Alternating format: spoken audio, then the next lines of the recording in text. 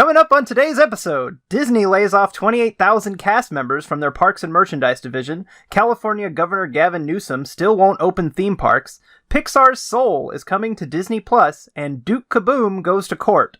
All that and more, as well as our featured film discussion on the Disney Plus original Togo, on today's Plus or Bust.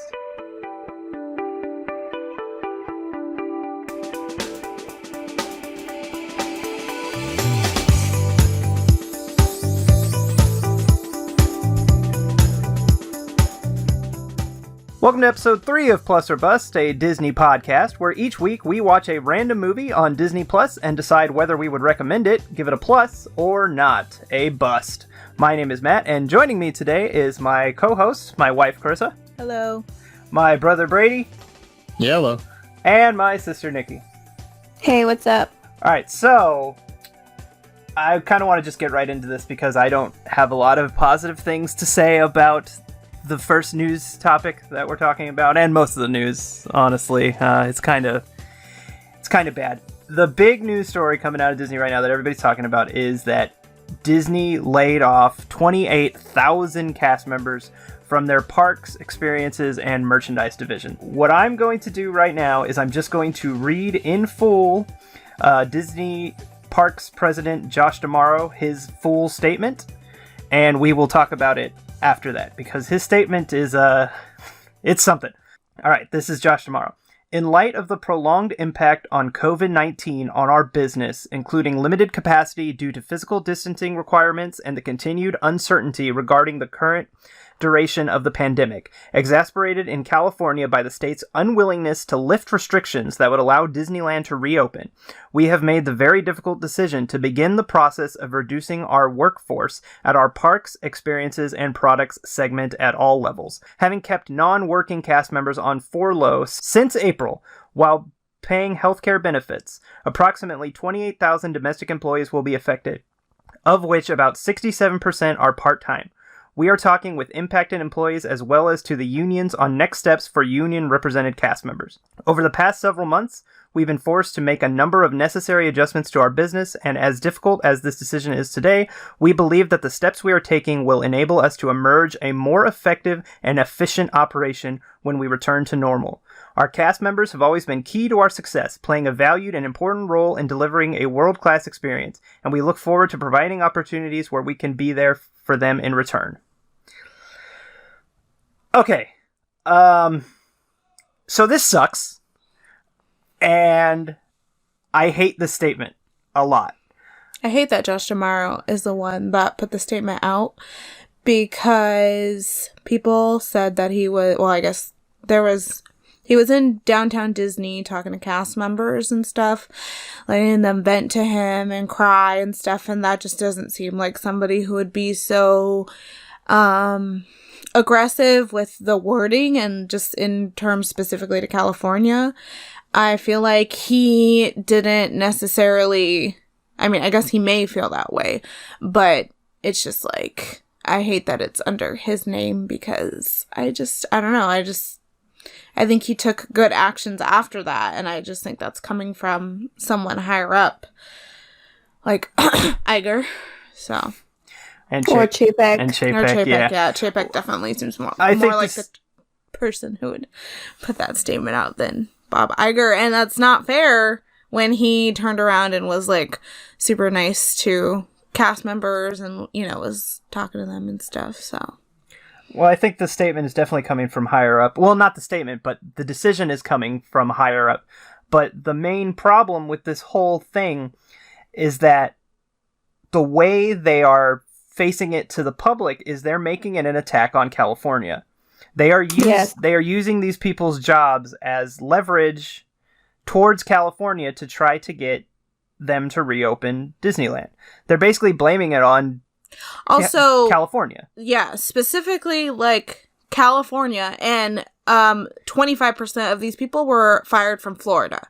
So what does California have to do with them laying off people from Florida? Also, all these Disney store closings, that was something that was planned before COVID was even a thing.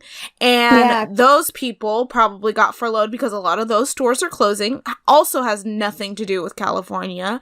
So, like, why would you word it that? I mean, I know why you would word it that way, but, like, don't word it that way if that's really not what it was. All these people were going to lose their jobs regardless of Newsom not opening the theme parks or giving them guidelines for the theme parks. So it's very shitty.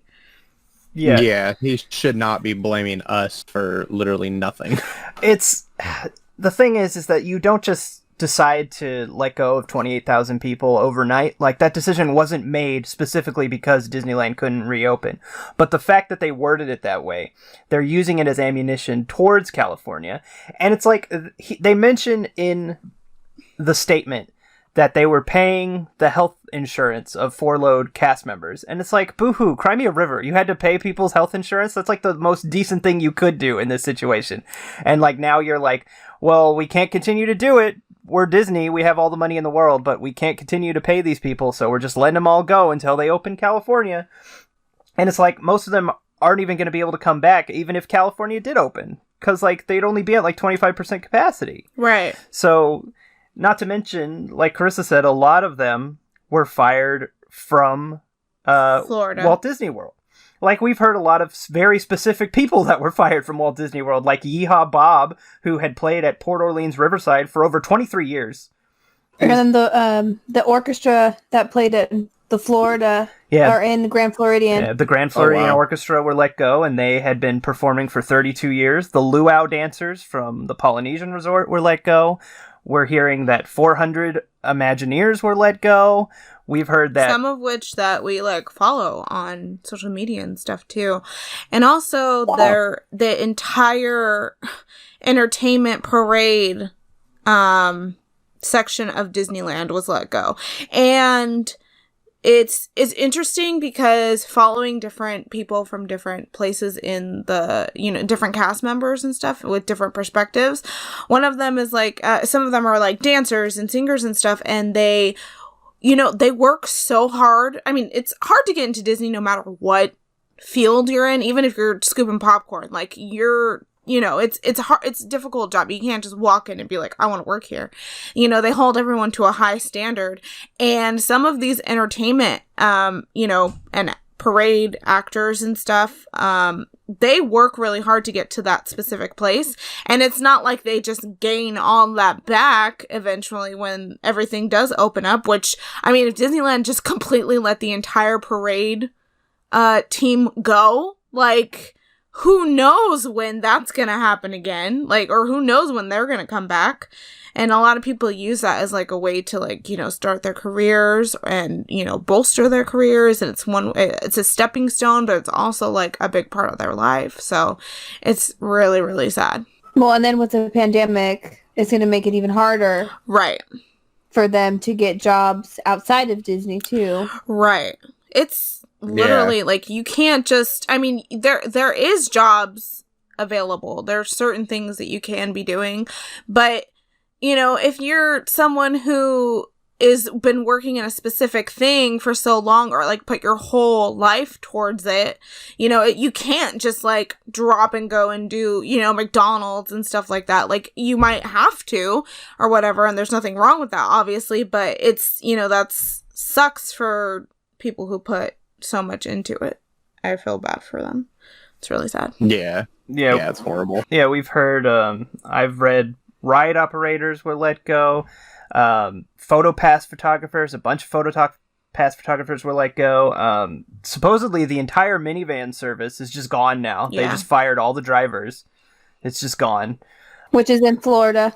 Right. A lot of what we're hearing is from Florida. And they're attacking California, and it's like the way that they worded it is specifically to try to pressure California and to get people that are mad that they had to fire all these people to also pressure California. So many comments on Facebook are talking about Newsom, blah, blah, blah, blah. And it's like this, and it's not even just people like on normal pages, like the average person. This is like actual Disney people that are paying attention on Disney pages and Disney groups that know how Disney operates and exactly what they're doing, and they're still like, oh, Newsom, blah, blah, blah. Like, no, that's Disney's decision. That's Disney letting these people go. That's Disney not wanting to pay healthcare during a pandemic. Yeah, it's 100% on Disney. This has nothing to do with us. You keep saying us. The state, California. We live in California. Brady needs to stop talking like that. And then following that, apparently Disney was awfully pissed off because Bob Iger resigned from the California Economic Recovery Board. The Economic Recovery Board. So I like, knew someone was like, okay, bye. Yeah, that seems it was like nice talking to you. Like, he literally said in a press conference, he was just like, I had a wonderful conversation with Bob Iger. He's like not even remotely fazed by it. And I think Disney is just over here like so pissed, like acting like freaking toddlers, putting out these stupid statements and stuff. And then like Newsom's like, okay, bye. I gotta go deal with like my entire state being on fire. Okay, thanks for coming. Yeah, that's the thing, is like they threw this hissy fit. They used all these people's careers and lives as collateral. And then Newsom released a press statement fairly recently, just the other day, basically saying that we don't anticipate in the immediate term any of these larger theme parks reopening until we see more stability in terms of the data. So he basically said, look, Disney, we don't care what you have to say. We're not opening the theme parks until Like, is that like a term, like term as in his term of a month? Like, what is term? That's very vague. I mean, I guess it's meant to be vague, but I think it means like term as in like financial term, like there's 4 financial terms in a year. I don't know. Right. I think if it is financial terms, I think like the next financial term is November. Yeah, Black Friday would technically be because that's why they call it Black Friday, right? Because that has something to do with the term of the financial term that you're in, because it ends and then Christmas starts or whatever. I don't know. I don't entirely know what he means. The point is, he has no intention of opening the theme parks right now. Right. And he doesn't care. And people are mad at him because he won't open the theme parks. And they're blaming him for all these jobs being lost. And that's exactly what Disney wants. I've seen multiple accounts attack him or be mad at him because he's ruining the magic and he's ruining these people's lives. And like, it sucks that these cast members got fired. It absolutely does. Disneyland is nothing without their cast members. Disney as a whole is nothing without their cast members. They make the experience, especially all the entertainment cast members that we're hearing about. Like, just there's every cast member makes Disney what it is. And without them, the parks are lesser. And that is just a fact. And it is horrible that they have lost their jobs. But that is not Newsom's fault. Like, Disneyland not being open is obviously a huge financial problem for Disney, but it's not like they're not making money elsewhere. Mm-hmm. Like, they were able to afford to pay for them for this long. Like, why can't they keep paying for them? I'm sure it's because there's a lot of uncertainty. Newsom's not really giving them anything, like not telling them when it's going to open. Yeah. And like, he recently like had plans for reopening, but the theme parks didn't agree with the reopening plans, so they kind of like went back on that. People in to try and convince Newsom to change it, that's probably going to take time too. So, and that's not really a meeting that you can just be like, oh, can you hop on at 7 and we can talk about this, blah, blah. And then he has to consider it. So, and then, like I said, there's a lot of other stuff going on in California. Newsom is obviously very concerned with like the environment and stuff like that. So it's just like, he just has a lot on his plate, I think, and it's just not as important as it is as, say, in Florida, where tourism is, like, literally what they thrive on and how they, how the entire state makes its money and stuff like that, whereas California is so much more than just Disneyland. So it makes a lot of sense why he's, like, not even concerned with it. I want to read the statement from the doctor. Oh, yeah.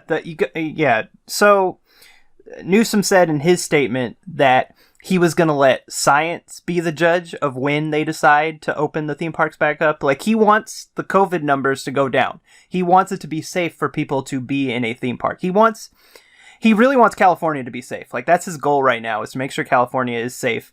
And I feel like the fires sort of pushed back a lot of the, like, COVID stuff because they had to focus on the fires. They're trying to focus on this horrible pandemic and the fires at the same time. Like, of course they don't have time for these freaking theme parks coming in here and whining about, like, man, let us open. So, like, so he said something about science being the judge, and a Disney doctor had something to say in return. So go ahead, Nikki, read it. Okay, so the doctor's name is Dr. Pamela Heimel, and she's the Chief Medical Officer of Disney Parks Experiences and Products. And it read, we absolutely reject the suggestion that reopening the Disneyland Resort is incompatible with a quote-unquote health-first approach. The fact is that since March, we have taken a robust, science-based approach to responsibly reopening our parks and resorts across the globe. Our health and safety protocols were developed in consultation with epidemiologists and data scientists, and after considering guidance from the Centers of Disease Control, the CDC, and experts in local government and health agencies. All of our other theme parks, both in the United States and all around the world, have been allowed to open on the strength of our proven ability to operate with responsible health and safety protocols. So, I was just in downtown Disney the other day. I went down there and yes, I drove 6 hours to go down there. So Downtown Disney in Anaheim. Downtown Anaheim. So, I have to say that downtown Disney, like, compared to the entire resort as a whole, is, like, such a small part of it. But I wish that the entire world could operate the way that Disney does sometimes. There is just, like, there's markers everywhere. Everything is set up so perfectly in terms of social distancing and, having everybody be apart, and there's sanitizer everywhere. And, like, the best thing I think is that no matter where you're going or what you're doing, there's somebody, like, directing you to, like, do this or do that. Like, you want to go in this store? Okay, go right here. Like, it's like, it's so flawless in that way. And, like, when I went on Tuesday, they were opening the Stage 17 shop, and there was even more cast members out there because it was the opening day and stuff like that. And I have to say that they're just so good at that environment and, like, having everybody be in the right way. And I told Matt this a million years ago at this point, back in March, like, if Disneyland opened tomorrow, I would go and I would feel safer there than I would at a grocery store, which, is to say that I just think that Disney is just paying attention more to people because they're on such a bigger scale and they've got the world watching them. So I do feel like if they were to open, it would be one of the safest places to be. It's literally, you're in a controlled environment no matter what. There's, like, a, kind of a big brother over you, watching you, like, seeing what you're doing. My sister Nicole was walking, and she took her mask off to drink some of her Starbucks, and I totally forgot to tell her, like, if you're going to drink, you gotta stay put. And she was, like, walking a little bit behind me, so I didn't really notice, but this cast member, like, came up, like, out of nowhere, just on the side. It was just like, if you want to take a drink, you have to stay stationary, blah, blah, blah. But it was, like, it was so seamless, and, like, just things that you don't even think about, they're watching, and it's just literally the best of the best. And, I mean, it's the best of the best right now because only downtown Disney is open. There's just so many, like, execs and managers out and about, and so many cast members out. And it's like, that's, it makes sense because it's a smaller area, but just knowing that they would take the same approach in the theme parks, like, I would feel 100% safe and totally fine, especially now as, like, more things are opening. Like, you can go to a restaurant, you can go to the movies, you can do all this stuff now. It's like, God, yes, of course I would go to Disney in this, state where, like, everything's kind of getting, the numbers are going down and things are getting to the point where we can reopen and stuff like that. So I do understand their frustration because I do think that they are taking it seriously and that they would be the best at containing the virus in their parks. I even think that they'll probably be way better at it than in Florida, which I've heard there's a lot of rumors. Well, I guess I've heard that there's a lot of rumors in downtown Disney too, that people are going in and they still have COVID and stuff. But I think that's something that I think that's happening everywhere. I think that people still at this point are not, thinking of others and staying home when they should and stuff like that. But, yeah, I think that Disneyland would do a fantastic job. So I understand the frustration. Yeah, the numbers are still a little bit too high down there in SoCal. And it's just kind of funny, though, that we have a governor that cares maybe a little too much versus Florida, who has a governor that doesn't care at all. Literally already open state. So I'm not going to deny that, by all accounts, from what I can tell, Disney, given the situation, is doing the best that they can. Like, ideally, they shouldn't have to be dealing with this situation at all, but that's the state that we're in, so they have to deal with it. By all accounts, they are handling it very well. And the other theme parks, from what I can tell, are as well. Universal seems to be doing well. SeaWorld seems to be doing well. Legoland seems to be doing pretty well. Like, they all seem to be handling things well, but every place is different. So that statement that the doctor made, where she's specifically talking about, like, all our other parks around the world are operating just fine, why can't we open Disneyland in California? Well, other countries, like, you can't even use those as an argument, because those are the other countries, the governments are treating them better than our government. Like, Japan and China and France, they've got things way more under control than we do. So, like, don't even use the foreign parks as an argument. By all accounts, Florida does seem to be doing well, but Florida also, people aren't really traveling to Florida right now, and Disney World is relying a lot on locals to go to the park right now, which they very rarely have ever had to do. Disneyland, on the other hand, is a locals park. Basically, the entire state of California is annual pass holders for Disneyland. Right. So opening that park is going to cause more people are going to want to go to that park day one than would want to go to Disney World day one. So I think that's what... They also have 4 parks to take in that. Right, and they only have 2. Of people, whereas Disneyland's just 2. So nobody probably wants to go to California. So I think that I don't think you can really compare Disneyland to Walt Disney World, because it's just a different clientele base. And you got, like, the entire state of California that's going to want to go to that park, like, the second it opens. And I'm sure Newsom is aware of that. Like Carissa. Yeah. Right. I'm sure Newsom is aware of that. And I think that's part of his reason for not wanting to open it. And I think that that's kind of the part of the reason, too, why they were like, can you meet with these people or meet with us about, opening and stuff? Because I'm sure they have a plan for that. You can't tell. Disney wasn't like, oh, yeah, just everybody come on in until we're at capacity, have cars backed up and all the traffic super bad and stuff like that. They obviously probably have some idea of how they want to handle it. We already know that there's going to be a reservation system. We don't know how it's going to work or anything like that, but there's going to be some sort of something there.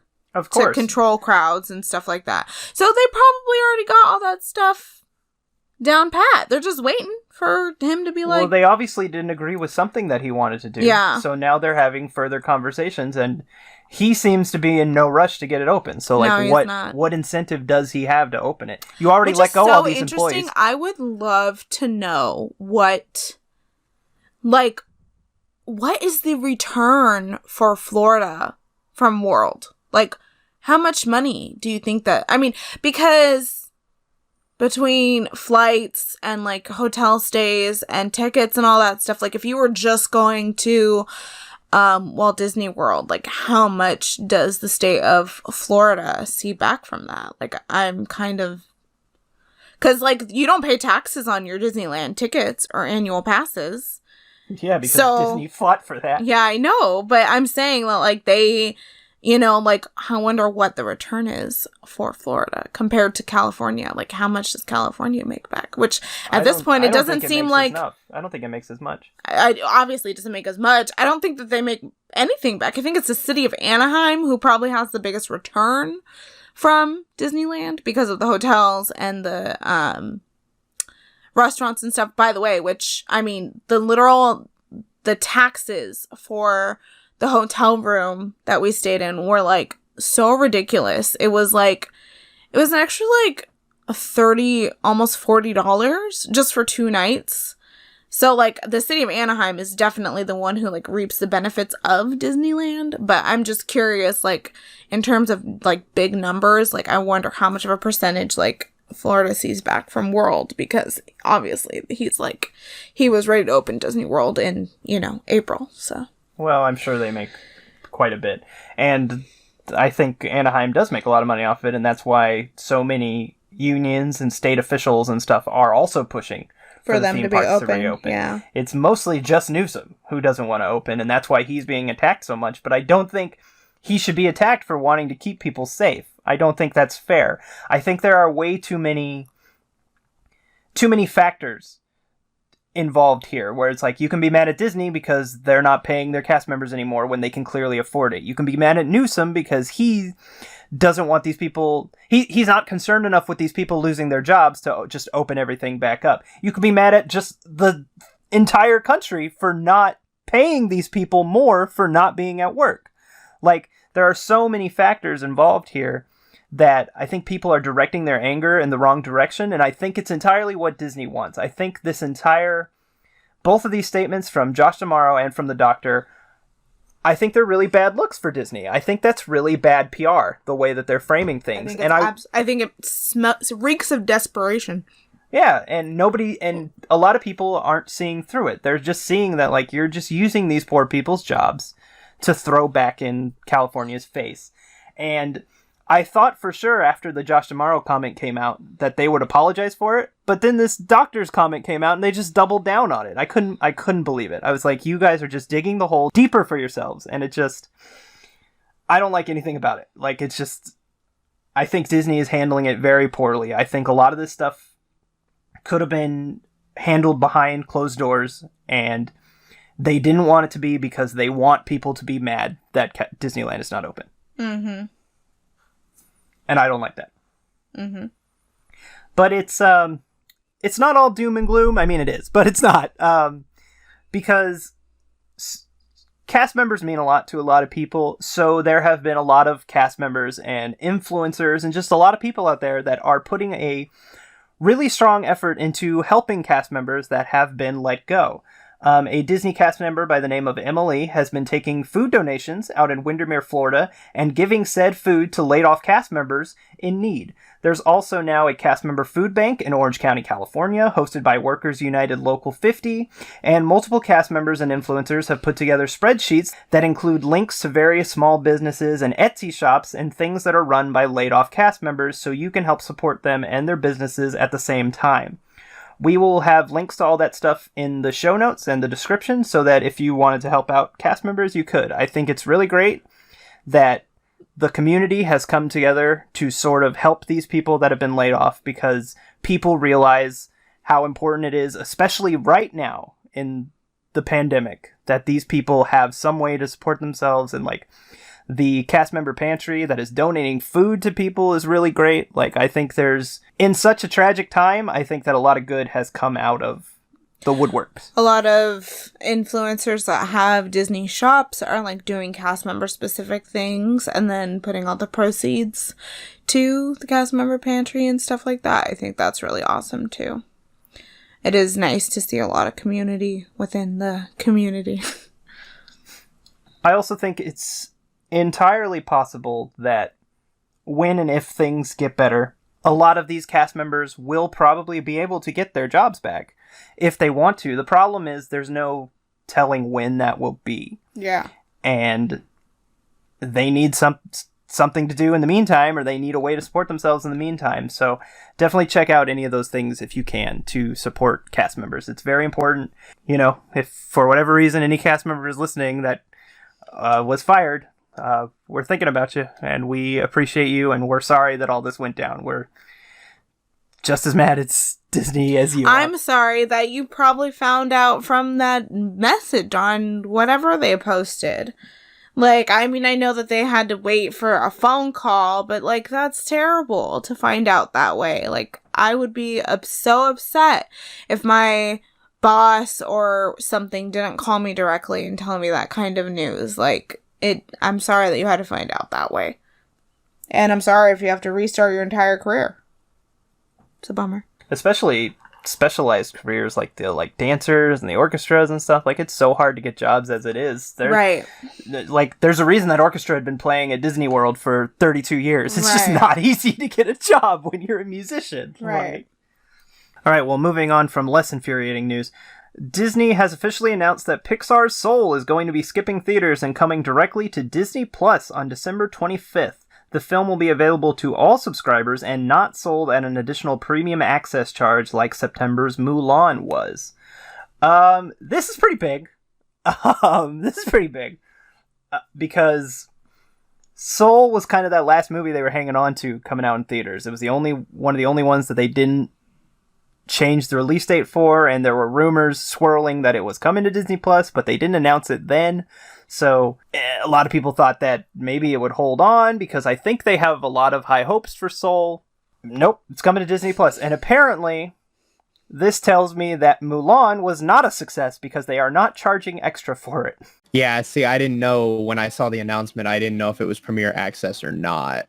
So I mean, they may still do Premier Access. They're just not advertising it as that way. Maybe that's what bit them in the butt. Well, they said specifically that Soul wasn't going to cost money. It was just going to be at included. any point? No. Oh, okay. It's just included with Disney Plus. I mean, I'm sure eventually it'll come to video on demand and like DVD and everything. So like eventually they will be able to charge money for it. But by that point, everybody will have already watched it on Disney Plus. So right. It just tells me that Mulan must not have made the kind of money that they thought it would. I think a lot of that was just the choice of Mulan. I think that Mulan was a very troubled production. There was a lot of controversy surrounding it from various aspects. You know, the filming location was very controversial. The lead actress was very controversial. And then beyond that, there were people that were upset that they were trying to tell a different story and that they weren't going to have the songs and it wasn't going to have Mushu. And like, I just think that Mulan was not the choice to try this out with that they thought it was. Well, they weren't going to do that. They didn't want to do that with this. They were going to put it in theaters and it was going to be a big blockbuster. So they didn't know that this was going to happen. I know, but they chose to do Mulan instead of Black Widow. That was also delayed. Yeah. And I think Black Widow would have paid off for them more I think so too. than Mulan would have. Yeah, I think and so like, too. I know that they definitely want to hold on to Black Widow for theaters because it's Marvel. But I'm just saying that if this was an experiment, it failed, and I think it failed because of the movie. Yeah. I can see that, and I'm a Mulan fan, but I wasn't even willing to pay for it. Yeah, and the price was a point of contention for some people. I don't entirely agree with that, but I do think if it was cheaper, it would have done better. And if it was cheaper on a different movie, like I think they probably could have released Soul at $20, and I think a lot of people probably would have paid for it. Yeah. Yeah, I would have paid $20 for Mulan easily. But I think Mulan kind of soured the waters because not only were they charging probably too much for it, because they legally had to say when it was coming to Disney Plus for free. A lot of people didn't want to pay for it then either. Like, so why not just wait? So now if they were to be like, well, we're releasing Soul, but it's at a premium price, everybody would be like, well, we know that it's just going to come eventually for free anyway, so why would we pay for it? I think they should have tried it first with either Soul or Black Widow, and instead they did Mulan and it failed. So, but I mean, that's good because now we're getting Soul without having to pay extra for it. So, yeah. There you go. I'm very excited for Soul. I've been looking forward to it for a long time since those first trailers dropped. I think it looks really wonderful. The trailers are really great, and I'm hoping that it's not just good, but I hope it's successful because it's the first Pixar movie with a black lead, and I think that's a big deal. And I want people to connect to it the same way they connect to something like Black Panther.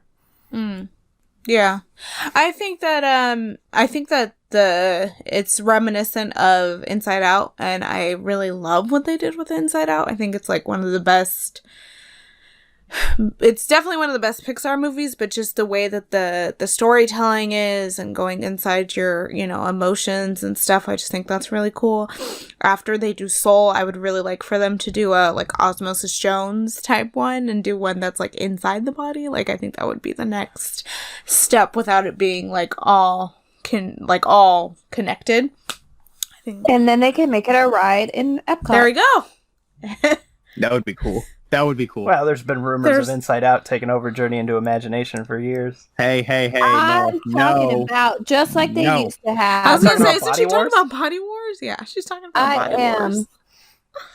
I think Inside Out would be a perfect fit for Journey into Imagination. And I agree. I think they could still make it where Figment is still there. Yeah, absolutely. I think they can make it to where you're following Bing Bong and Figment through the different emotions. Yep. I think that they could absolutely make it work and still keep it's what definitely people a like. no-brainer, and I think it's still coming. I think it's just a matter of time. We just gotta wait for it, and we just gotta even longer now. Yeah, just let them get their shit together, and they'll figure it out. I mean, it goes hand in hand. Honestly, it's the ride. Right, just let me have my Figment, damn it. Figment's not going anywhere. Yeah, he's too no, popular. he's so popular. They're not gonna get rid of Figment. Yeah, I think that's the only reason that ride has survived as long as it has. It is because people like Figment. Because it's kind of not great. The line is very short when I went on it last year. Yeah, the line is short, but they want to be able to make merchandise out of Figment. Right. So they have to have that ride there as justification. That's not what we're talking about. We're not supposed to be talking about Figment. We're supposed to be talking about Soul, a movie that looks really great. I'm excited to watch it. Always talking about Figment. Let me read the premise of Soul just in case people are not familiar with it, because there hasn't been a lot of movies coming out. People haven't been seeing previews. So this could be one of those movies that people kind of have missed. It's also been delayed twice. Right. And because even with the preview that they've showed, it's very short. Yeah, it looks great. Like looks great, though. There's no long preview for it. And so it says that the premise is about Joe Gardner, a middle school teacher played by Jamie Foxx, has long dreamed of performing jazz music on stage and finally gets a chance after impressing other jazz musicians during an opening act at the Half Note Club. However, an untimely accident causes Gardner's soul to be separated from his body and begin to proceed to the great beyond. And Gardner escapes to the great before, a world where souls develop personalities, quirks, and traits before being sent off to Earth.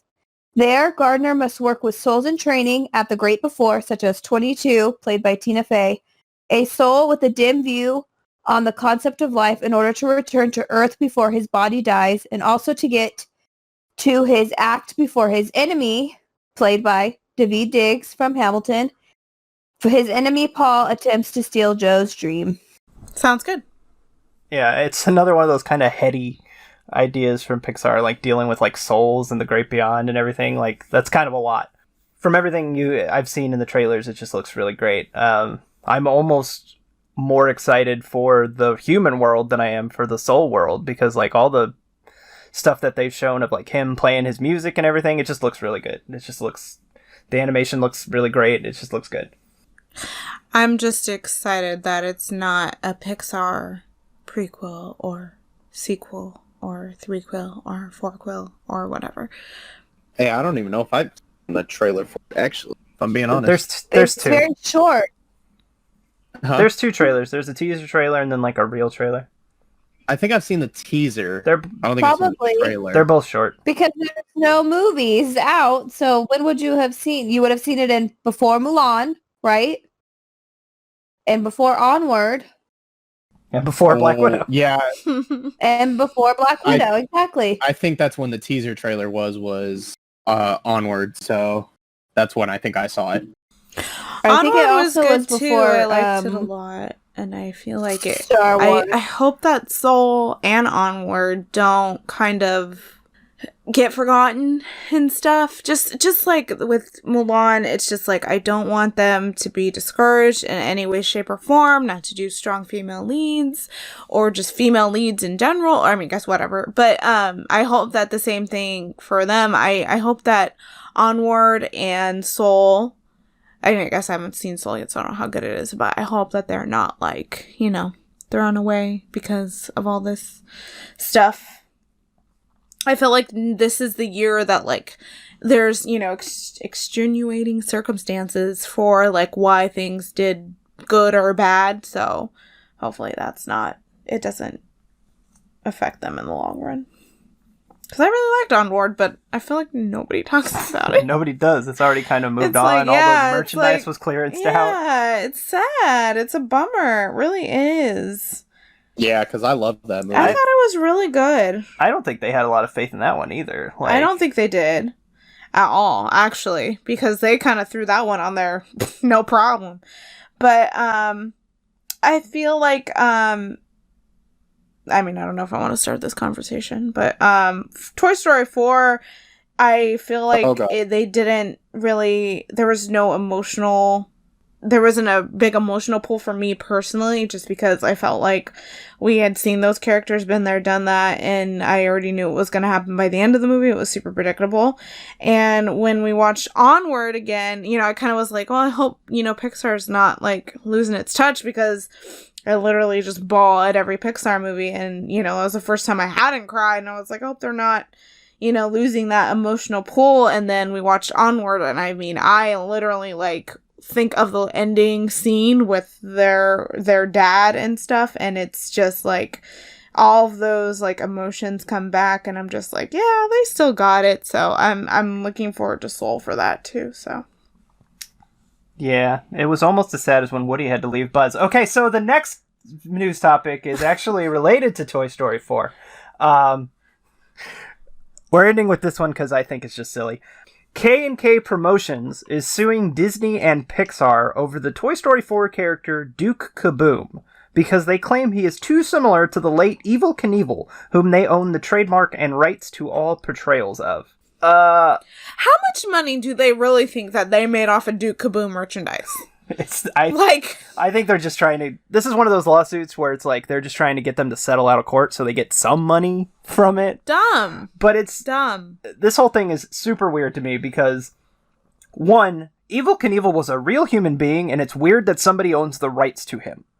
Yeah, that's kind of creepy. I'm pretty sure it's owned by his family, but that's still really weird that they're like, I own the rights to this dead man. Like, yeah. That's so strange. Yeah, it's his son. Okay. Yeah, so it's basically like they're saying that they own the rights to his likeness. Yeah, but here's the thing. How is that a thing? Duke Caboom is a parody of Evel Knievel, and I'm pretty sure parody is okay. Otherwise, Disaster Movie would have been sued for using Iron Man in it. Like, right. I think, like I said, I think they're just trying to get money out of them out of court, but I couldn't believe it when I read it. Like, it's very obvious that Duke Caboom is a Evel Knievel parody, but he's just that. He's a parody. Like, I think that's fine. Like, who cares? Obviously, Evel Knievel's family cares, but it's so weird. It's so weird. Even the toy that Duke Caboom is supposed to be is based on a famous Evel Knievel toy, where, like, you attach the bike to the thing and you hit the plunger and he does tricks. Like, it's the exact same toy that Duke Caboom is. Like, he's very obviously an Evel Knievel parody. Pixar knew that. Why are you suing them for it? It's so weird. It's just, I just thought it was really funny because it's like, why? Duke Caboom? Of all characters, you're gonna sue about Duke Caboom? Dumb. Yeah. Yeah, that's waste of everybody's time. There are people dying. Wow. They want some of that sweet, sweet Pixar money. Guess so. But again, like, how much do you think they made off of Duke Caboom merchandise specifically? I think Matt is the only person Right, who probably owns all three Duke Caboom items. I was just thinking that. I was like, I'm pretty sure. Don't you have the Pop a t-shirt and a costume? No, I don't have a costume. I just have the... It's like a shirt that's, like, supposed to be his shirt. So it's like a... it's a costume shirt. Kind of, yeah. And that's the only thing I own. Okay. That and the Pop, and also a tiny figure. It doesn't matter. The point is, why are you suing over Duke Caboom? It doesn't make any sense to me. Why not? Alright, well, now that the news is out of the way, it's time to get into our featured film discussion of the week, which is the Disney Plus original film, Togo. So here's the description from Disney Plus itself. Togo is the untold true story set in the winter of 1925 that takes you across the treacherous terrain of the Alaskan tundra for an exhilarating and uplifting adventure that will test the strength, courage, and determination of one man, Leonard Sapola, and his lead sled dog, Togo. When a deadly epidemic strikes the town of Nome, Alaska, and the only cure is more than 600 miles away, the town looks to champion dog sled trainer Leonard Sapola, Willem Dafoe, to help transport an antitoxin serum. Sapola turns to Togo, an unassuming, undersized, and aging Siberian husky, to be his lead. His wife, Gillian Nicholson, has championed Togo since his day as a mischievous puppy who could dig himself out of any situation, literally and physically. And Sapola, having observed Togo's loyalty and tenacious spirit, knows Togo offers his only chance of surviving the mission. Undaunted by the massive storm heading their way or pressure from his wife not to go, Sapola and Togo set out to the deadliest leg of what becomes a larger relay involving multiple mushers, facing gale force winds, 50 below zero temperatures, and little to no visibility. It is an intense journey that causes the veteran musher to grasp the depths of the feelings he has for his lead dog and the unbreakable bond they share. The film was directed by Erickson Core and stars Willem Dafoe, Julian Nicholson, Christopher Herendal, Richard Dormer, Michael Greas, Michael McEllenhatton, and a whole ton of dogs. Spoiler warning for Togo. I'm going to put this at the beginning of the Togo conversation so people know. Spoiler warning for Togo. Skip to the end if you don't want to hear spoilers for Togo. There are timestamps in every episode description. That description was so much better than the movie. Wow. She's gone. She's gone. I Oh liked my it. god. That's Well, it. The distress You have to think about in it. your guys' voice. No, you have to think about it though. One of Brady's favorite Disney movies is Snow Dogs. And it always will be. Always Fucking will be. Snow Dogs. Damn straight. This is like a That's the one with the serious black guy, right? Cuba Gooding Jr. Yeah, okay. Cuba. It got Cuba Gooding. This in is it. like a Come serious on. good version of Snow Dogs. What?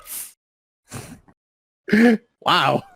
I'm hurt, I guys. feel like I would rather watch Snow Dogs. I don't remember that movie. I think I only watched it once. Snow Dogs is probably more fun, but I don't think it's better. Yeah, more fun. Yeah. Rude. I'm gone. Bye. Can't miss you till you leave. So I don't have a whole lot to say about this movie. That's kind of the problem. I think it's good. I think it's a good movie. I enjoyed watching it. I think the performances are good. I think the dogs are good. I think it looks pretty good. There's a lot of really beautiful shots of Alaska that are in it. It looks really great. And it has a few really intense scenes. It's one of those movies that I watch it, and when I'm done with it, I'm like, yeah, that was good. But I probably never need to watch it again. Like, it's just one of those movies that, like, I would recommend somebody watch it, but I don't know that I'll ever go back to it. That's kind of the thing. Yeah. It's one of those, it's kind of like a middling good movie. It's like, I know this is good, but is it going to go into rotation? Probably not. This is the first Disney Plus original. No. No, This was the first one to release after they first went live because Noelle and Lady and the Tramp were the first two. Okay, originals. so this seems like it was made for a streaming service. Does it? I feel like it was probably made not for streaming service, that's and what then I they meant. put it, and then they put it on the streaming That's what I service. meant. It wasn't. That's what I meant. Sorry, I meant that it doesn't seem like it was made for a streaming service. It's like really, really good filmmaking.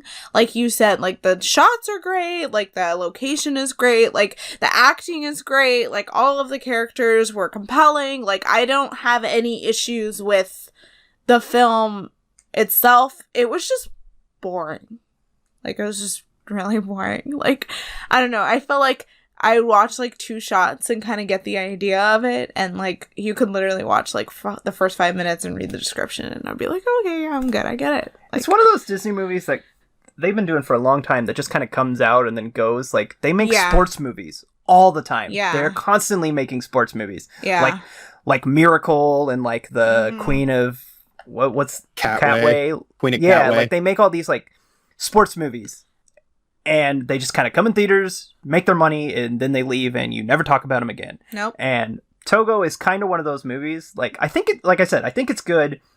And if you like dogs or you care about something like this, you'll love it. Like there's a lot of dogs in it. See, I personally, I could watch this movie over and over again. Like, I get you guys can't, but this is something that I enjoy. Dog sledding is something I love. It's not that I can't. Like, I would watch it again. It's just that I'm never going to choose to put it on. Like, it's not... A lot of the times the movies that I choose to watch over and over again are movies that are a little bit more light, a little bit more fun. Like, I'll watch, a lot of animated movies or, like, Marvel movies or Star Wars or, like... I watch Ghostbusters and Back to the Future and The Breakfast Club. Like, I watch those movies over and over and over again. But those are all... They have emotional moments, but they're not too heavy in the emotion. This is a very dour, kind of serious movie. Yeah, there's a lot of scenes, like... It's ironic that we're talking about this one, because they're dealing with a pandemic in the middle of our pandemic. But the whole... I think it's an epidemic. Yeah, you're right. The whole premise is that there's this really deadly disease that's in Nome, Alaska. And it's mostly affecting children. So there's a lot of shots where they cut to this hospital where there's all these dying children inside. And those shots are there so that you remember the stakes. You know what Sapala? Is it Sapala? Sapala. Yeah, so you know what Sapala and Togo are fighting for. You know that they're fighting for these children that are dying. And I understand why those scenes are there, and I get it, and they work. But the whole movie, you're just like, oh, this is sad. These children could die. And this man is risking his life and all these dogs' lives to save them. And he could also potentially die. Like, it's a really dour movie. It has, like, a happy ending. And they also intercut a lot of scenes of Togo as a puppy to sort of lighten it up. I feel like those scenes... They're there to make you like the characters more, both Togo and our main lead. That's what they're there for, is so that you care about them more. But I think they're also kind of to lighten the mood, because it is a very serious film with a very serious subject matter. Yeah, I do find it really... sorry, Brady, but I do find it really interesting, though, that the way that they could have made it even, like, deeper is if they actually included the fact that Sepala and Constance did have a daughter who was at risk of contracting... Oh, that would have been that would have been even higher stakes, because his whole thing is like, she doesn't want him to go because they're not our kids. We don't have, this isn't our problem. Like, you've done enough. You and Togo don't need to go out and kill yourselves. And right. He's like, well, yeah, but they're the neighbors' kids. We know those kids. Like, we know them. So like, it would have been even more stakes if they had the daughter in there, and I feel like maybe they didn't because they wanted the wife to sort of have that bigger role, right? And they wanted the wife to sort of discourage him from wanting to go. Like, she has to be that kind of opposition for him. Yeah. And if the daughter was also dying, like, what's the wife gonna tell him? No, like, don't go. So like, and kill your daughter? Like, of course not. So I guess I get that, but it is a little weird that they telling this true story and they left out their entire daughter. Like, that's strange. That's a pretty important part. I didn't know that. I had no idea. Neither did I. Yeah, I looked it up while watching the movie. I thought we did too. Apparently not. Well, I looked up. You did. I looked up the story afterward. Yeah, because I didn't know this was the same story as. Well, it's not the same story, but it is. It is the same story as Balto. Well, Balto is the last part of the story. It's the extended edition of Balto. No, it's like Balto is involved on a, he was also trying to come. Yeah, Balto's part of it, but he's part of it on a small scale. Right, he only does 50 miles. Right, but he was like, they praised Balto. Yeah, and that's one of my notes that I had. Right, there's a statue of Balto in Alaska, I think, somewhere. No, Central Park, New York. Oh, it's in New York. There's a statue of Balto in New York. Yes, and Sepala was really upset because it was a hero mix-up. Well, they even addressed that in the movie, where like the lead dog of the final relay wasn't even Balto. It was a dog named Fox. Yes. Yeah, technically Balto he's technically the second dog in the second party, but he's technically the third dog in general. Yeah. So When we were watching it, Carissa mentioned that it sounded like Balto. The Balto, for people that might not know, is an animated film from 1995 by, I think it was released by Universal. It might have been Warner Brothers. I don't remember. But Balto also is based on this story, but it's based on the last leg of the relay where a different person, what's his name? Gunner or something? Gunther? Gunner. Yeah. Yeah. So, Kyle Gunther or something yeah, like that. so he goes to meet Sapala and Togo at like a safe house to go pick up the serum. So he only runs the last 50 miles of the relay, and he has these are Sapala's dogs that he's using. So Balto is one of the two dogs in front that he's using, and Togo and Sapala ran the other 250 miles, but he only ran the last 50, and both Gunner and Balto are the ones that get all the recognition in history, like in real history. They are the ones that get the attention. Like we said, Balto is the one with the statue. If you read any like reports or news stories from back then, it's Gunner is the guy they talk about. So this story is telling Togo and Sapala's part of the story. And the animated film Balto is specifically about the Balto section of the story. I haven't seen Balto in 25 years, so I have no idea if that part of the story, if they try to make it so that Balto is the hero of the whole thing, or I don't know if Togo is maybe in that as well. Now I'm intrigued. Huh? Now I'm intrigued. So I have no idea.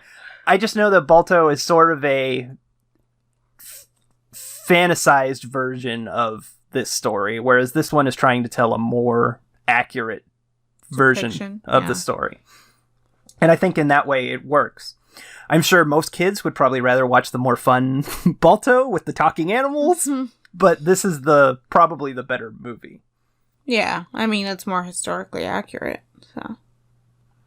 Yeah, for sure. And I think that's fascinating. That fascinates me. That like there's this important part of this history where the wrong person is being like given the credit. Like that's fascinating to me. Not that he doesn't deserve credit for running those last 50 miles, but like, yeah, no, it's really weird, actually. I mean, I don't know, but I mean, this was also a time where it was like, information wasn't, you couldn't Google it like we did, last week or whatever. Yeah, I was able to read the whole history just on Wikipedia. Literally, like it wasn't like that. So it was just kind of word of mouth, and newspapers and stuff like that. And it probably wasn't like, they put out that newspaper saying that Balto won, and Sepp probably saw that. He didn't win. Not won, sorry. He finished the last leg, and then Sepp's like, later on is like, hey, like, you guys know that was wrong, right? And they're like, oh, yeah, and it's not a big deal. And then, so yeah. It wasn't like I guess today. He spent the like last years of his life trying to get the real story like out there. Oh, well, Disney listened. And they made him a movie. Almost 100 years later. Togo. He was trying to get Togo the praise he deserved. Well, he got a movie. Togo didn't give a shit. All Togo wanted to do was run, okay? Hey, Togo but he ran. He did run. He did. Togo was just a little... He was like, I'm gonna go wherever I want to go. And they actually crossed that ice in real life. Like, you doubted it, and like, they actually crossed it. I doubt they crossed it while it was cracking like that. Well, maybe not. Well, there are obviously scenes in this movie and that are there to last add one tension. Where he had to throw the dog. Did he throw the dog? No, it said in the article. I know that he threw throw the dog. Yeah. Oh, okay. See, so there's obviously parts that were added to give it more stakes. There's like a scene at the very beginning where they're like falling down the side of a cliff, and like that one was. I don't think that happened. I think that was just to. Yeah, having Sepp hanging onto the side of a cliff holding a sled with 10 dogs, I don't see that being realistic. Yeah, like it's a great scene. But actually, I mean, it could have happened, but the hill that they were on was very, very steep. Like they would have all just fallen. Like, yeah, there's exactly. No way. There's no way this man is going to hold a 70-pound sleigh and 10 80-pound dogs. No way. It was there to make it more movie-like. It was there to give it some tension. And I think the scenes on the ice, on the sound, the with it like cracking and them like running through the ice. I think those are the best scenes in the movie. They're very tense. Especially that second one when it's actually like crumbling around them and they get to the end and they can't reach it, so he has to like throw Togo across. There's just a lot of tension there. Yeah, like you feel, but it's like fake tension because like when they're going over the side of that mountain, like we already know they make it because they just started. So it wasn't like they were gonna fail. Like we already know that he made it we had already Googled it before the movie was over. So like we already knew like he made it. And if you knew the story of Togo just from the beginning.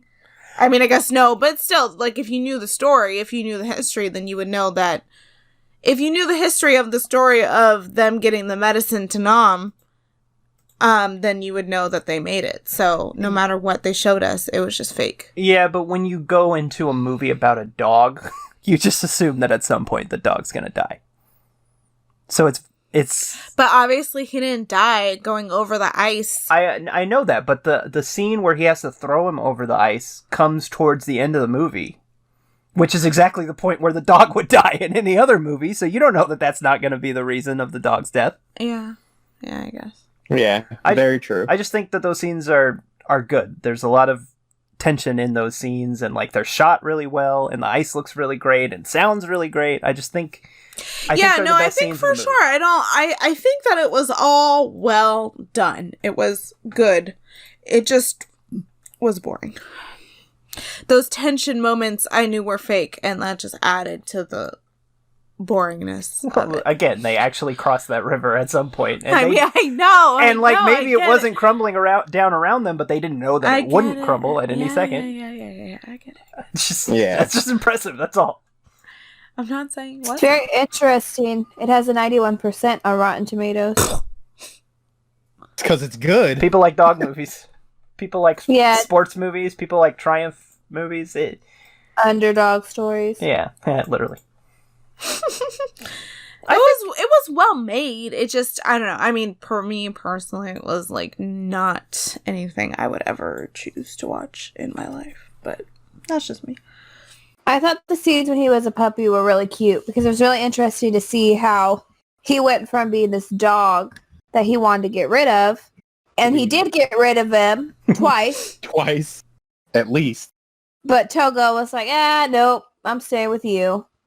Until finally he gave him a chance. It's just really interesting to see. Well, yeah, he didn't like him until he proved his worth. Yeah. Yeah, he's not a sled dog. He's a lead dog. I'm like, okay. Isn't that the same thing? Yeah, but I mean, you can look at it that way. But I like those scenes because they do show the bond between him and the dog, and the wife and the dog, and I think they work really well. I think that you believe the bond between these three people. Sure. And I think that's probably why they decided to get rid of the daughter as a character too. Because it really made it seem like Togo was the child. Yeah, the way that the wife treated him, especially. I liked the wife in this movie. I don't know why, but I thought she was a good character. I thought she was good too, actually. I did enjoy her. I liked her character and arc and all that stuff. I enjoyed the wife. She was willing to get shit done. I even liked Sepp. I thought Sepp was a compelling character too. He was interesting to watch in certain ways and stuff. I don't know. That was boring. Well, Willem Dafoe is a great actor, so. Yeah. Yes, he is. Was he in a Marvel movie? He was Green Goblin in the original Spider-Man with Tobey Maguire. Oh, that's right. I know that a lot of people, especially people listening to this, would know him as Green Goblin. He was also Gil in Finding Nemo. But Willem Dafoe has been nominated for an Academy Award 4 times. Wow. Once for Best Actor and 3 times for Supporting Actor. He also has once played Jesus Christ in a movie. I can't remember. All right. I can't remember the name of the movie right now, but it's I looked it up earlier. And you looked up Lizzie McGuire? That was for something else. Oh. That was the first thing that popped up on his phone when he opened it. It was with Lizzie McGuire. No, this The Last Temptation of Christ is what it was. No, I was looking up Lizzie McGuire because this Disney animation fan Twitter that I follow posted that Puppy Dog Pals got renewed for a 5th season ahead of the 4th season. and it was one of only like 10 Disney shows that have ever been renewed for a 5th season. Oh, yeah, because they used to have that stupid Oh, rule that they can only go to like 65 episodes or something dumb like that. Yeah. So I was just fact-checking him because I'm like, I feel like some of these shows were on longer, and nope. What were the other ones that were on the longest? I can't remember all of them. It was, That's a Raven? no. Was that? No? They were all animated. Raven Kim was only Possible. 4 seasons. No, was it Kim Possible? It's I don't gotta think, be Kim No, I don't think it was Kim Possible. I think it was Recess. Ferb, Phineas and Ferb. No. No? I'm looking it up. I'm going to look it up. Also, this isn't going in. We're supposed to be talking about not Lizzie McGuire. Togo's Okay. great. So let's finish our conversation about Togo then. Hold on, now I have to figure it out. Oh my god. It wasn't Kim Possible. It's The Adventures of the Gummy Bears, Recess, Pepper Ann, the new Mickey Mouse shorts, Avengers Assemble, and Doc McStuffins. Okay, but Recess, was that it? It was on ABC. Disney It was Channel on ABC. show or ABC? It was on ABC, but it was Disney. And Gummy Same Bears. thing with Pepper Ann. Right. Recess was on ABC? Yeah. Yeah, it used to be out in the morning. I didn't know that. I thought it was on Disney Channel. They're also Where were you? finally replacing the voices of the puppies. Okay. What? Yes. Are they too big now? They're very old. Listen to them in the newest episodes, you can tell. I don't see them anymore because Aubrey's not here all the time. Well, you could tell that their voices have She's here right now. Changed. So But I don't think she's watching Puppy Dog Pals. Look, okay, we'll talk about Puppy Dog Pals next episode. I'll include it in the news. okay. Let's finish our conversation about Togo. Nikki, did you have something else you wanted to say? Let me go check my note. I only have one note, and it was that it looked very nice. I had like 20 notes. Well, I have Sam, that what are too. your notes? I put beautiful location, and then I also put beautiful location again. I don't know where. I just mentioned that is, I guess not, but sled dogs is not considered abusive. Is that a question?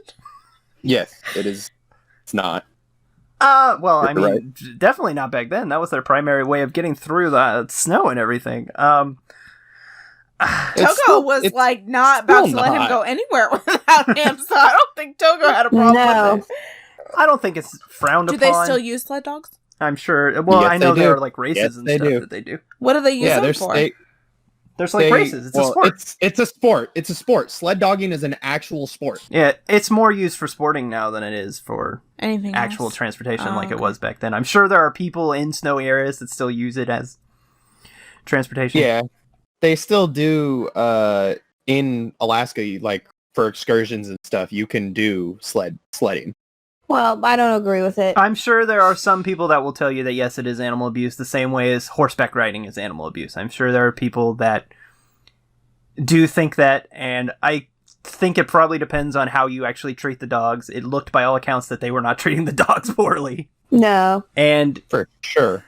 And as with the happy ending that the movie has, they do say that he goes on to be a breeder. He breeds Togo for the last 2 years of his life. 2 years. Yeah, because he's 12 in the movie. 13, I think, And then right? No, he's 12, he's 12, and okay. he passes at 14. No, he passes at 16. Oh, he passes at 16? Oh. Yes, he lives 4 more years. Oh, well. But I just thought it was really interesting because I all thought the it said people 2. around him was like, oh, your dog is dying. Your dog is dying. His dog is dying. And yet here he is living 4 more years. And he was actually euthanized. Sounds awful familiar. He was euthanized. Yes, he was euthanized at 16. Oh, wow. Why did he have to be euthanized? Probably because he was Old? Probably health conditions. Yeah, it was the 20s. Well, yes, it still would have been. It would have been almost the 30s. If it happened in 25, it would have been like 29. It was December of 29. Had to have been. Regardless, I didn't know the true story of Togo, so I expected it to end in tragedy, and I just thought that the fact that it ended happy was kind of nice. Yeah, it was great. Because again, when you think of movies like this about dogs, you think of the dog dying. Right. Yeah. And I mean, he is dead by the end of the movie, but they don't show it. Well, if I had known that it was the same story as Balto. It's not. It's a different story. It is. It was the same historic event as Balto. Yeah, sure, but you could tell a 16 different stories about the Civil War, and it's all the same historic event. I'm just saying, like, if I had known that it was the same historic event as Walter, I would have known that he lived, or would have guessed that he lived. I had no idea what this movie was about. Another thing that's different from real life versus the movie is that Togo doesn't actually, like, live out the rest of his days with Sapala and Constance. They actually give him away to a fellow musher, and so I think that's when he breeds. So he was so concerned about this dog, but then he just gave him away. Probably to Well, breed it. I think Sapala probably retired too. So why wouldn't they just keep him? Wasn't that the whole point? Is that he was like a pet? And they said that they did visit him, like they did visit Togo, and that he was with him when he was eventually euthanized. Yeah, it was probably, like she said, they probably gave him to somebody who was more adept at breeding dogs that could properly do it, as opposed to them who had dogs that they were specifically training to be sled dogs. Gotcha. It probably wasn't an easy thing to do anyway. Right, and he spent like I said, Paula spent the rest of his years, championing Togo and the story, so... Well, Disney listened.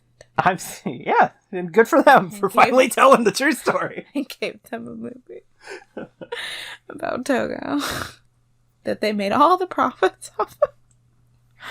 Did they make any profits off of it? I don't know how many people subscribe to Disney Plus. I wonder how that works because I don't know. I don't know how that works. I really don't. Well, they have to. The thing is that you're not going to keep subscribers if you don't keep putting in new content. Right. But I can't imagine too many new subscribers subscribe for the stuff that they make regularly. So interesting that, like, Disney Plus doesn't offer, like, more stuff that's, like, an upcharge, because Disney is literally all about a return on their investment. Hence why there was a Spies in Disguise t-shirt at the Disney store.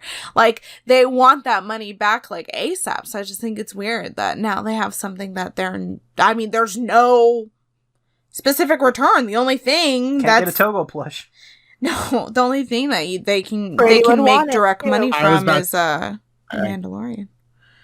Because I want a Togo plush now. All the Blame you. Brady, would you buy a Togo Funko Pop?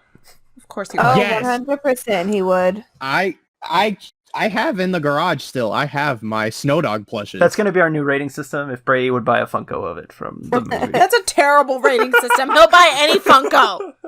That's terrible. Hey. Would you buy a Funko of the Society of Second Born Royals? Or whatever Oh my god, I hope that one comes up first. Oh my I don't know god. what that is. It's another Disney Plus original.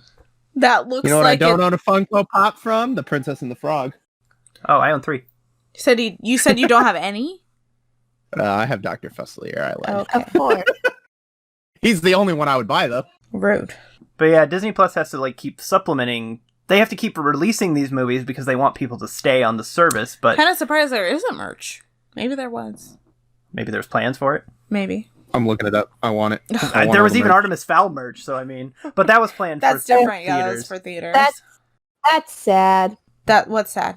that they made merch for that movie. Oh. They wanted it to be big. Somebody who really likes Artemis Fowl is probably really excited that there's merch, though. I bought the Mulch Diggum Funko Pop. Yeah, because you're an idiot. So we can't base these movies based off of what you would buy. I Pop bought either. it to commemorate our first episode. It's a special pop. Oh my Oh, you tell yourself that. Regardless, as good as Togo is, I can't imagine very many people subscribe to Disney Plus to watch Togo. It has to be like something. No. It has to be something really big, like a Hamilton or a Mandalorian, that's going to pull people in to subscribe. Or The Simpsons. Yeah, Which reminds me, season 31 is now available I know. I gotta to start watching. watch. I'm just saying the majority of these smaller movies that they're putting on, like they've got a movie coming out this month called Clouds. Nobody's going to subscribe to watch Clouds, but like they got to keep pumping out stuff. Is that the thing about the space? No, The astronauts? no. That's a show. That's The Right Stuff, right? Is that what that's called? Oh, That's like a national. yeah. I thought it's like a National Geographic show. Yeah, but it's not like it's based on a true event, but it's still like a show, like a drama. scripted show. Yeah, it's not like a documentary show. I've heard it's good. I don't really have any interest in it.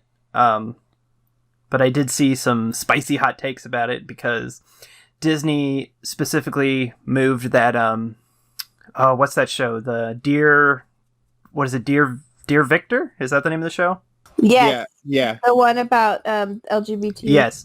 So they were going to have Cute. that on Disney Plus, but they moved it to Hulu because they thought the subject matter wouldn't fit Disney Plus. But by all accounts, the trailer for this The Right Stuff show is also pretty mature and kind of adult. So I've seen some hot takes where it's like, this also seems like it wouldn't fit the demographic of Disney Plus, but you aren't moving that to Hulu. I wonder what made them move Dear Victor. I wonder why that was the one that they decided to move. Yikes. Yeah, I've only seen that from a couple places. I'm sure Disney doesn't care, but something to keep an eye on. This Clouds movie seems sad. That's also based on a true event, but I know nothing about it. Oh, it's about a young musician with months to live.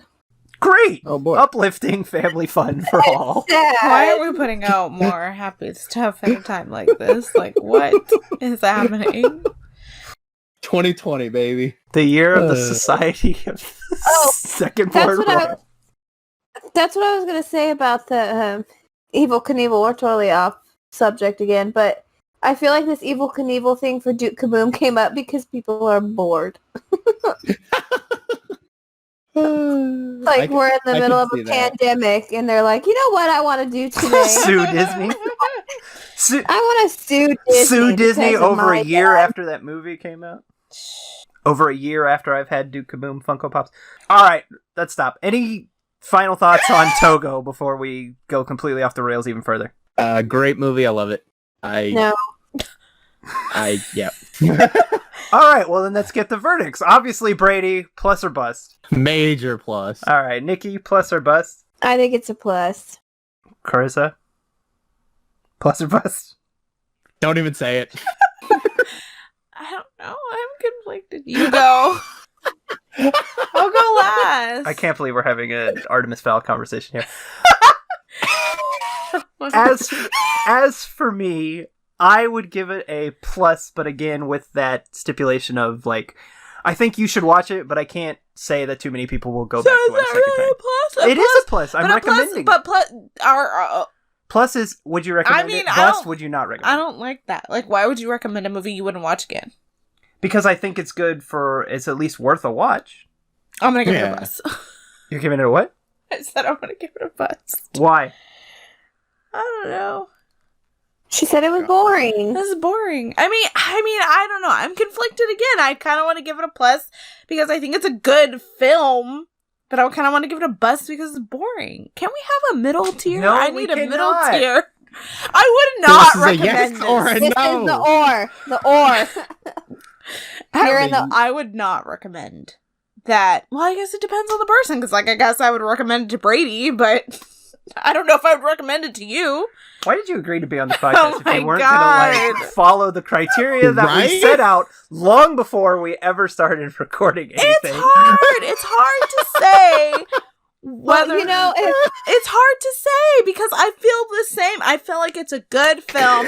I feel like when I was watching it, I was like, wow, they could have put this movie in theaters. Like, that's it's very theatrical. And, you know, it kind of makes sense because that was like one of the first things that they put on Disney Plus, for one of the first things they made for Disney Plus. So I'm like, yeah, I guess I could give it a plus for that. But then at the same time, like, God, it was so boring. Like, it was just Okay, well, let me put it to you this way then. okay. If somebody was to ask you, Carissa, did you like Togo? Yes or no? It's the same question. It's the same question. Like, I would say, I mean, like, it was good. It was no. boring. Just say no. If your I feel- parents, people who will watch anything, I mean, said, should we watch this movie? Would you I tell feel them like yes or no? I have to give it a plus on the sheer thing, on the fact that There you have it, folks. It's a plus. Oh my God. Go ahead, tell your story. No, I was gonna Oh, say, I feel like I no. have to give it a sheer plus on like, if I thought about it the same way that I thought about Artemis Fowl, and I gave Artemis Fowl a plus because it's like, well, for somebody somewhere, they might really like this movie. Like, so I'm gonna have to say that I give it a plus because Brady really likes this movie. So somebody really likes this movie. So that, I mean, and it's not, I'm trying to take myself out of it, and if I take myself out, my only So then you're gonna gripe give a plus with it. to every movie. No, there are some movies that will not get a plus. Yeah, I would argue one that we're gonna talk about next. Yes. Yeah. See, there you go. Oh, yeah. Spoilers for next week. I guess. Come on. I'm not. Oh, we forgot to include spoilers for Togo at the beginning of this. I'll just edit this in No, later. we said in the very first I know, one but that you if gotta we say it talk every about episode. it- You gotta treat No, every if we- you gotta treat every episode like it's somebody's first episode. Oh my wow. Sorry. That's why when I introduce them, I say who you are. I say my wife Carissa, my brother Brady. You have to. It's exactly what my husband You said. have to treat every episode like it's first episode. When you say names, you have to clarify who they are. You can't, like in the very first episode, or maybe it's the second one, we talk about the Jim Hill podcast, and we just say Jim said this, but we have to say that we heard from Jim Hill on the Jim Hill podcast that he said this. Like we have to. That's how we're supposed to talk. We can edit this out, but that's how you're supposed to talk. You're supposed to treat every I'd leave it podcast in. like it's their first. Well, you're also supposed to treat it, too, as if, like, we're talking to strangers, which is what Uriel said. Right. You have to That's why it was- you have to remember that strangers are listening, so you can't just throw names around. Like again, in one of the first episodes, Brady said Jaden. He just said Jaden. No clarification who Jaden is. Like somebody listening is like, who the hell is Jaden? Like, what does he mean? Jaden wouldn't watch Artemis Fowl? I know a Jaden, and he loves it. Like, Well, Uriel mentioned Aubrey, and he was like, I don't remember. we I guess I introduced wasn't Aubrey though. listening. Uriel's wrong. Okay, Uriel is wrong, I know. He's Uriel, wrong your about husband, Uriel is wrong. that. I said my husband. I said that a few minutes ago. All right, well, Not that it matters, because you're editing this out, Right. but... The point I is, would just leave it in. all right, are we done? Yes, I think so. Yeah. All right.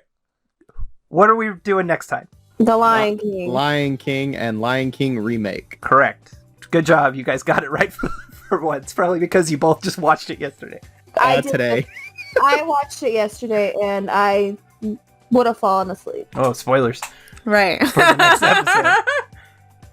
All right. Well, thank you for listening to this episode of Plus or Bust. It was kind of a mess, but thank you for listening anyway. If you liked it, be sure to let us know by leaving a review or just tell us that it's nice. We like to hear nice things about ourselves. Or tell us on our Facebook group that we just started. Yes, you can follow us on Twitter and Instagram at Plus or Bust. You can find us on Facebook at Facebook/groups/Disney Plus or Bust.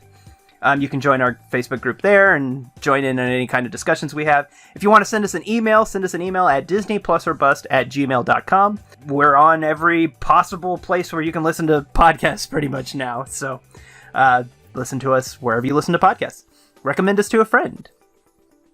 That's it. I'm done shilling. Okay, thanks for listening. Bye! Bye. Bye.